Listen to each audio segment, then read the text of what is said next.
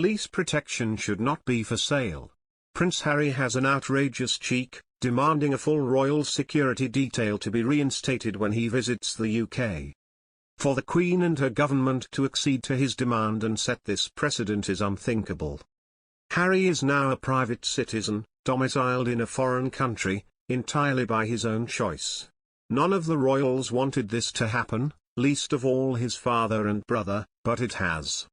If he is granted the services of the Metropolitan's Royal Protection Squad, for which he has magnanimously offered to pay, every visiting Hollywood star and wealthy celebrity may as well expect the same privileges. Britain would face the humiliating prospect of hiring out our highly trained and armed officers to any reality television narcissist or tinpot dictator's children who can foot the bill. The Duke of Sussex made a decision 2 years ago to leave the UK and live a new life with his wife on the other side of the Atlantic.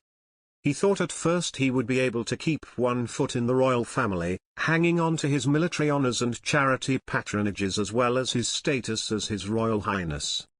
The Queen immediately disabused him of that fantasy. When he left, he knew the score.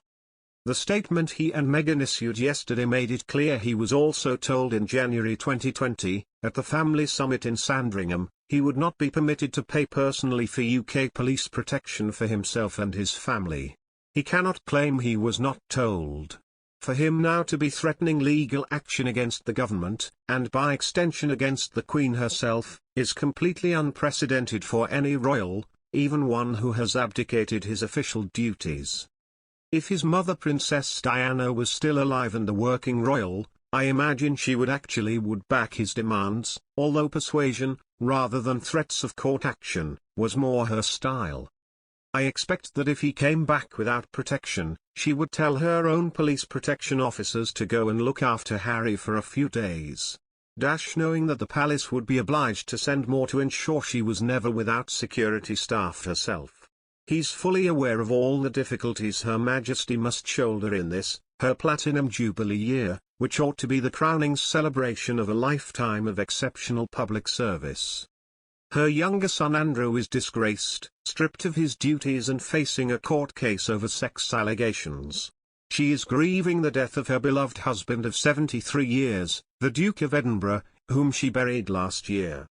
And Harry has already done lasting damage to the fabric of the royal family, with the interview he and Meghan gave to Oprah Winfrey last year in which they alleged a senior royal made a racist remark about the skin color of their unborn child. Now he seems to think he can simply turn up in Britain and that royal protection can be turned back on like a tap. The only justification for armed protection by officers would be if the intelligence services have identified clear dangers to Harry and his family, from terrorists or other criminals while he is on British soil. I am not convinced those dangers exist. Of course, if there is a credible threat, the police should without question guard against it, even if this means warning Harry he should not come to Britain. But the only security issue during his most recent visit the country, as far as I am aware, came after a charity function when paparazzi photographers tried to get pictures of the Duke. This is a free country. Press photographers are entitled to do their job, however much of a nuisance that might present to camera-shy celebrities. Harry's antipathy to the paparazzi is well documented. He holds them largely responsible for his mother's death in a car crash at the Pont de l'Alma Tunnel, Paris, in 1997. But Harry is emphatically not an official representative of any government.